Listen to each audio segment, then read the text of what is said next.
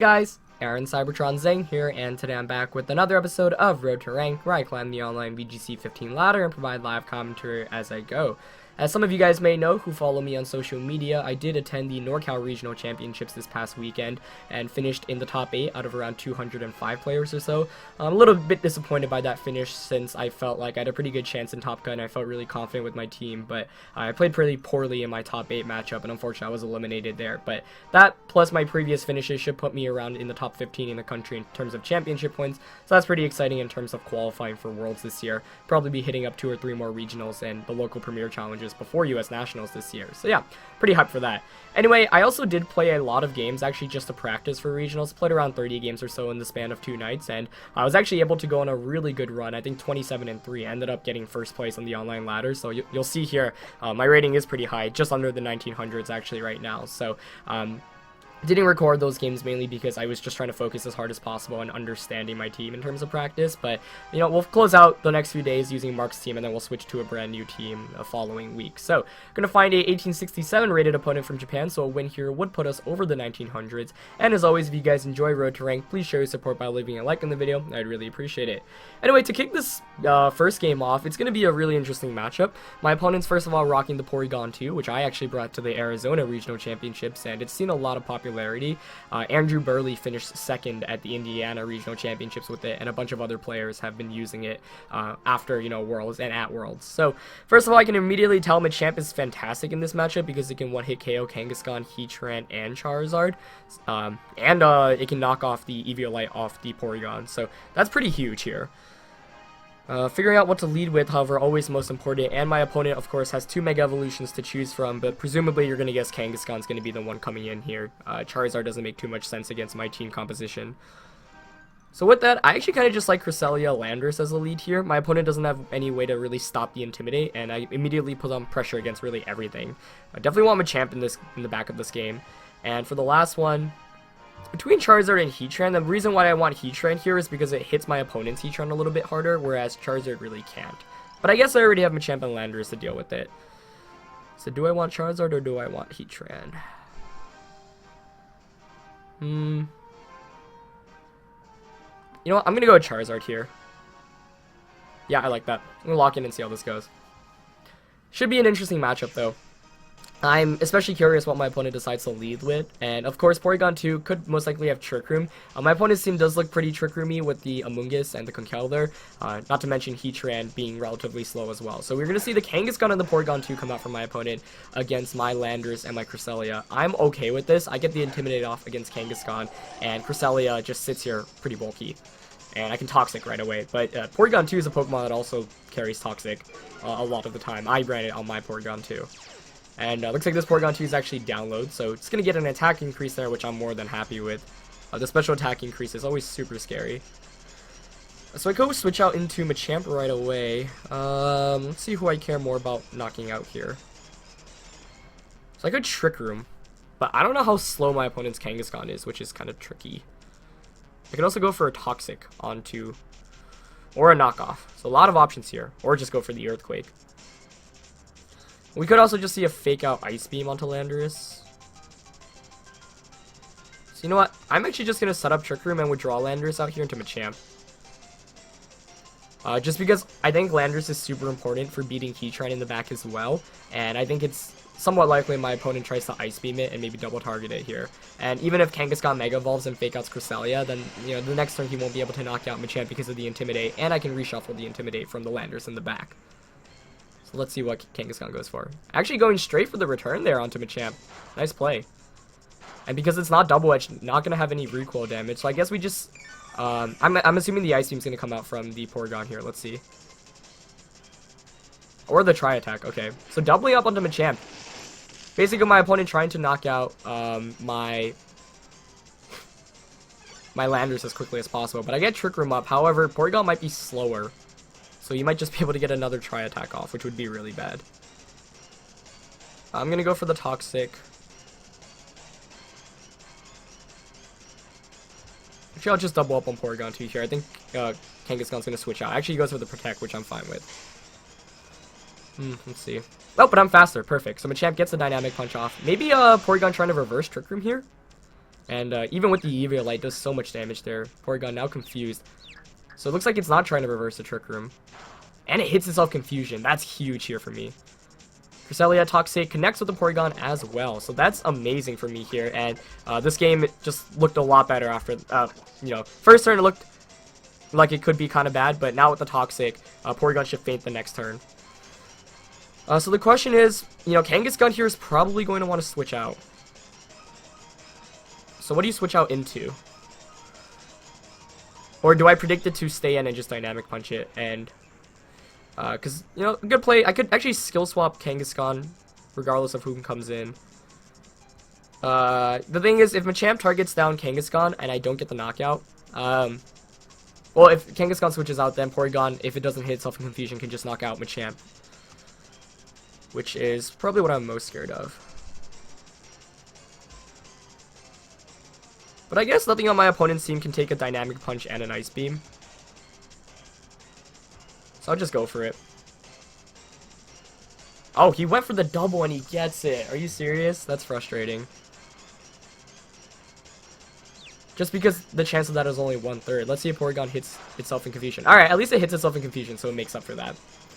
So Cress's Ice Beam doesn't go through here, but I would have won the game there outright there, just because now I think my opponent can bring in the Amoonguss if he does have it. So I'm definitely a little bit frustrated by that, since my opponent just opted for the 1/3 chance immediately instead of going for a switch on. I did make the right play, and Dynamic Punch would have punished it. But looks like we're actually going to see Conkeldurr come in for my opponent, which I'm alright with. Conkeldurr, though, presumably slower than Machamp.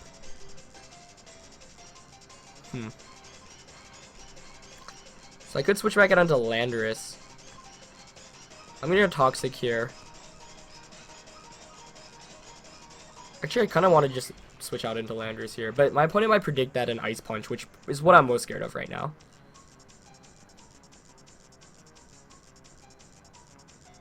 I could skill swap actually.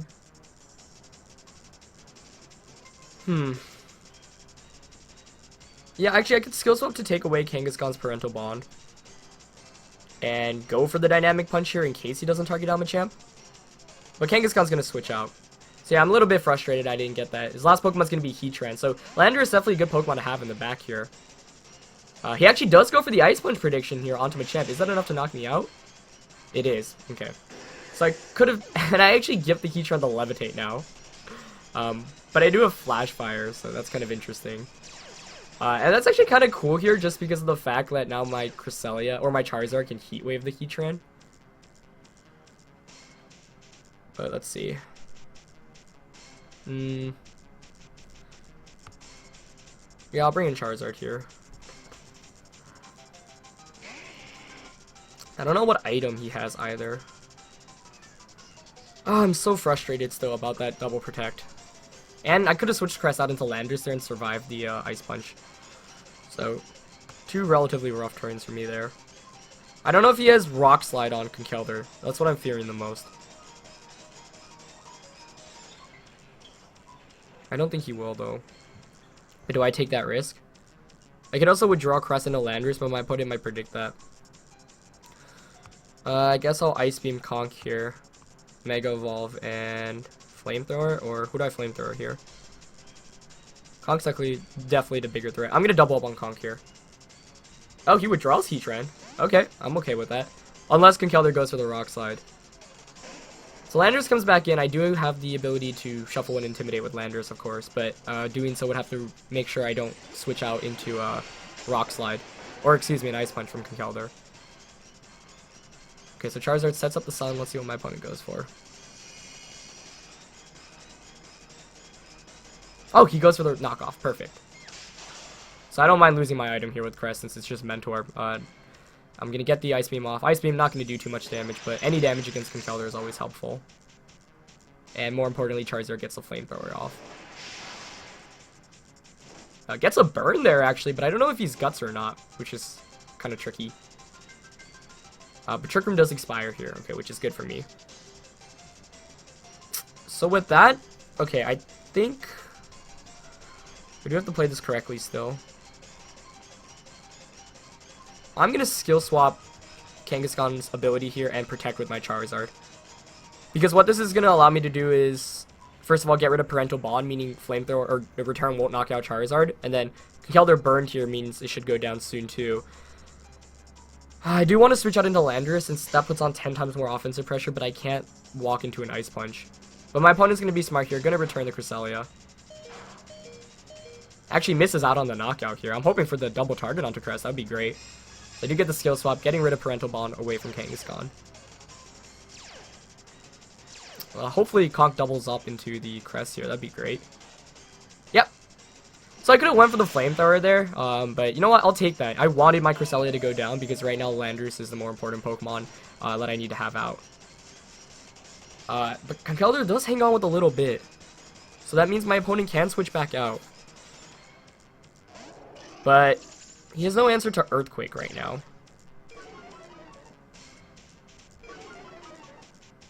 So I'm just going to Earthquake. And do I Solar Beam Kangaskhan expecting the Heatran to switch in, or do I just Flamethrower it?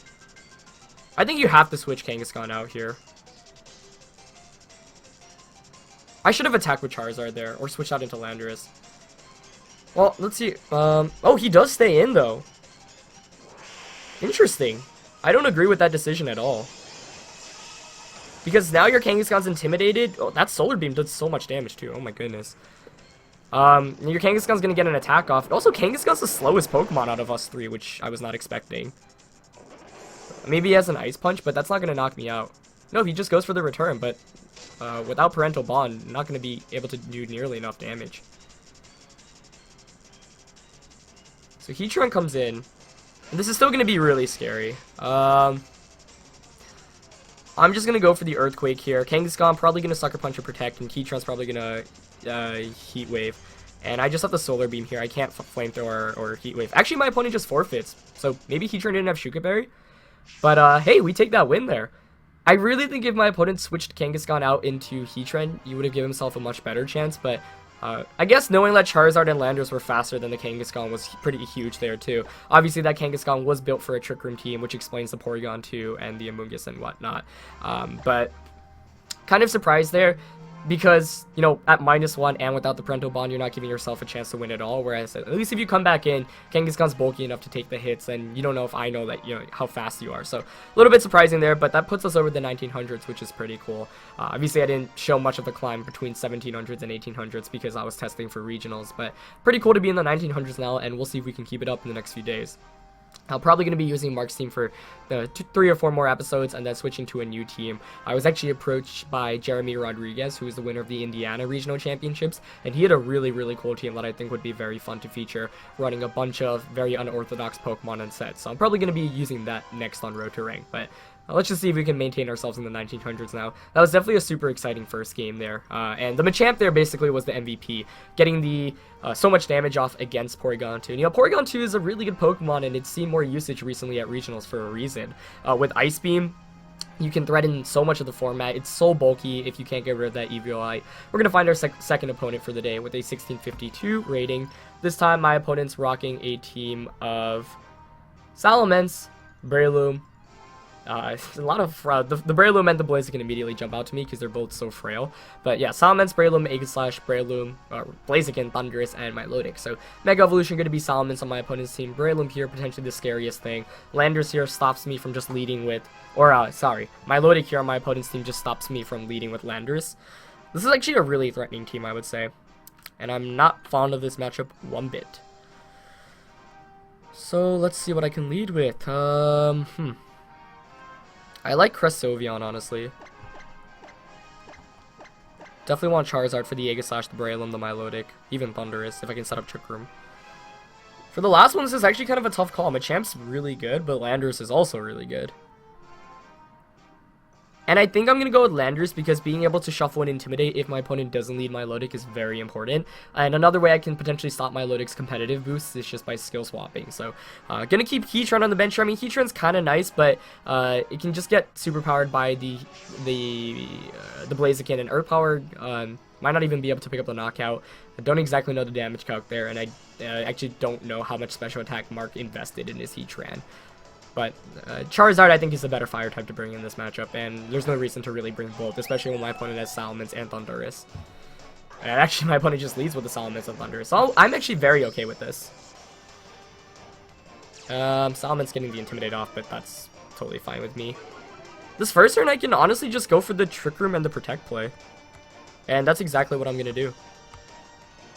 I didn't think setting up Trick Room would be easy in this game, but this should be alright. I do have the Mentor Orb on Cresselia, which is what Mark chose to run to ensure the Trick Room goes up. And his team isn't exactly Trick Room. Like, we don't set up Trick Room too often, but, you know, it does have that huge option too.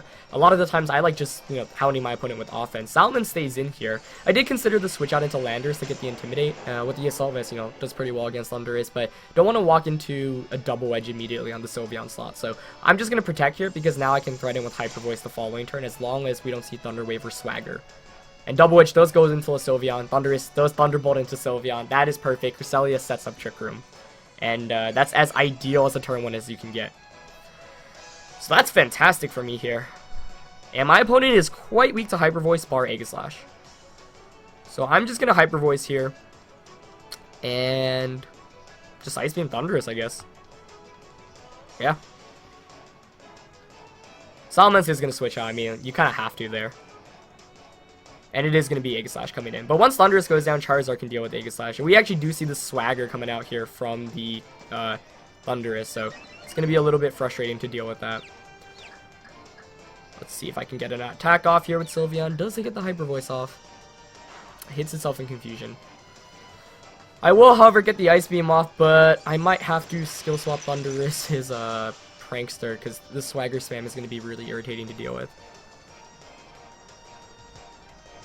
Yeah, getting a Hyper Voice off would have been huge, because then Thundurus would be in KO range from either Hyper Voice or Ice Beam, so that's a little bit frustrating. I also don't know how fast his Aegislash is, because I can just Shadow Ball it. Yeah, I'm going to skill swap the Swagger, or the Prankster away for future turns, and I'm going to go for the Shadow Ball here onto Aegislash. He's actually going to go for the Thunder Wave onto Sylveon. Okay, so just trying to shut down Sylveon as much as possible, which I'm okay with. Understandable play. Looks like I'm actually faster than Aegislash here, but I hit myself in confusion anyway. Okay, so Aegislash is going to go for the attack. Let's see who he targets. Going to be a Shadow Ball, so targeting Cresselia here actually, which means Sylveon sticks around for a bit longer. And Cresselia is so bulky there, but doesn't survive with over 50%, so another one will be able to knock me out. But I do get the skill swap here against Thundurus, which is important. So I get rid of the Prankster. Let's see. I don't know if he's expecting the Shadow Ball. So I'm just going to Ice Beam, Thundurus, and Shadow Ball, the Aegislash. I don't want to switch out here just because... I mean, Landers wouldn't be a terrible switch. Okay, he doesn't King Shield. Do we get an attack off? The Paralysis. And Aegislash does go for the Flash Cannon. So I was kind of rolling the dice a little bit there. Doesn't knock out Sylveon. But presumably we're going to see a Thunderbolt go into that slot. That's a little bit frustrating. So I get the Ice Beam off against Thundurus, but going to proc this Citrus Berry there. Yep. So maybe the Landers switch in there definitely would have been a bit better to conserve Sylveon as we see another Thunder Wave come out from Thundurus. So this is a very Thundurus game. I'm going to go for the Ice Beam and the Shadow Ball once again. Let's see if Sylveon can get... Snaps out of confusion, gets the Shadow Ball off. I don't think this is a knockout, but that's a lot of damage onto Aegislash. Yeah, just misses out on the knockout. Actually has weakness policy. Okay, so Crest gets the Ice Beam off. Maybe I should double up into there, would have been pretty good. Okay. Aegislash goes for the Flash Cannon onto Sylveon. Yep.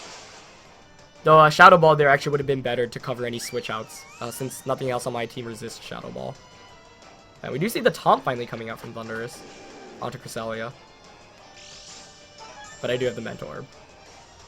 And Trick Room expires. So, let's see. That gives me a chance to switch out into Landers, I guess, here. Yeah. And since Landers should be faster than Thundurus, what I can do is actually Rock Slide Trick Room here, since Thundurus still does not have Prankster. Trick Room, of course, his priority is at -5, so it's not like I can set it up instantly with Prankster, but let's see if we can get a Rock Slide knockout here.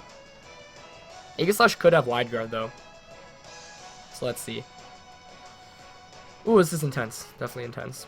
And if I can get the Trick Room up, then Landorus Cresselia thrives under Trick Room, especially with the Mega Salamence as my opponent's last Pokemon.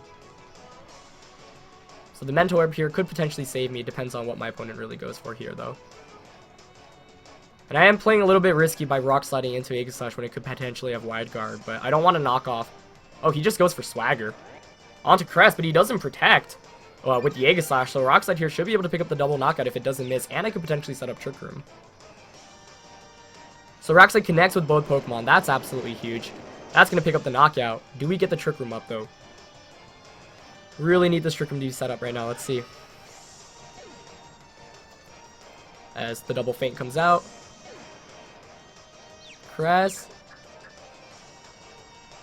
It's itself in confusion.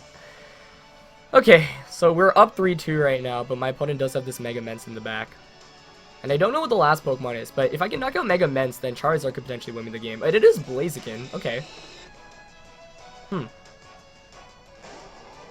As Salamence comes in. So this game is still definitely winnable, especially...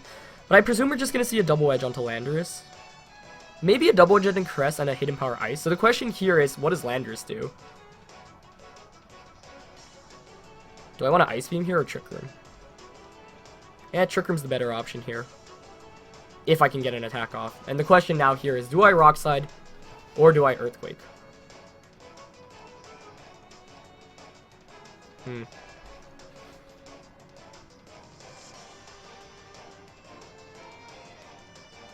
Let's see. If I Rock Slide and Salamence protects, you get a Hidden Power Ice off, I'd still have to get Trick Room up. You know what? I'm going to go for the Rock Slide here. Oh, he doesn't protect with Blaziken, though. Nice play. Double Edging into Landorus. That actually picked up the one-hit KO. That's so strong. So it's actually going to come down to whether I can get Trick Room up or not here. So he double up into the Landorus slot, which I like a lot. So maybe I could have switched out into my Charizard there. I wasn't expecting Double Edge to knock it out, but I'm guessing he's max attack here. Can Cresselia get the Trick Room up? Ah! That is so frustrating. As a Speed Boost comes out here. So 2 turns in a row. Let's see what our answer is now. So you probably expect Protect from Charizard, so you would Double Edge Cresselia. So I'll just Trick Room, and if I can somehow knock Salamence out with Flamethrower, maybe we can do it, but probably not. Really need to Trick Room to go up there. Because if Trick Room went up, then I wouldn't have to even Mega Evolve with Charizard, because then Overheat wouldn't knock out Cresselia. Okay, so he overheats with Blaziken. Actually, yeah, you just overheat Cresselia and Double Edge into it as well. So yeah, unfortunately, 2 full paralysis here. I mean, that's why Thundurus is so good. Could have played a bit better, I guess, not allowing Thundurus. And he has Rock Slide with Salamence too. So yeah, there was no way I could have won that one. Rock Slide coming out, knocking out Charizard. I guess my answer would have been... Yeah, I don't think I had a way to really close out the game against Salamence Blaziken if my Cresselia got fully paralyzed 2 turns in a row or hit in confusion. I needed to get an attack off there. I couldn't afford to switch out there because I'd lose too much momentum. So kind of got trapped in the end game a little bit there, which was definitely frustrating. And unfortunately, because the Landorus here was a bit faster, or a bit slower, excuse me, on Mark's team, I wasn't able to outspeed Thundurus, meaning Thundurus was guaranteed the swagger off. So, you know... If I had, for example, max speed Assault Vest Landorus, I would have been able to Rock Slide there, pick up the knockout before Thundurus got the swagger off, and then I could have Trick Room there as well. So that would have saved me the game for sure. But definitely an unfortunate game there. Really fun though, well played by my opponent as well. And Mega Mence can give me a lot of difficulties if not, checked correctly. My biggest mistake probably not conserving Sylveon a little bit better, since it deals with Thundurus, Salamence, and Blaziken very, very well. So the switch out into Landorus honestly probably wouldn't have been the worst play there. But I didn't have any real way of dealing with it other than Charizard outside of Trick Room. So I really wanted to just get that Shadow Ball off. But the bunch of full paralysis and confusions was, frustrating to fight against, and that's why Thundurus is such a good Pokemon. But definitely a really, really fun episode for you guys. We take a win and take a loss, so probably just under the 1900s by the end of today, and we're going to try to basically stay, even if we go even here and there, we'll be around the 1900s, but I'd really like to maybe jump for the 1950s or so. Anyway, that's going to be it for this episode. I hope you guys enjoyed it. Leave a like if you did, and I'll see you guys next time. Alright, peace.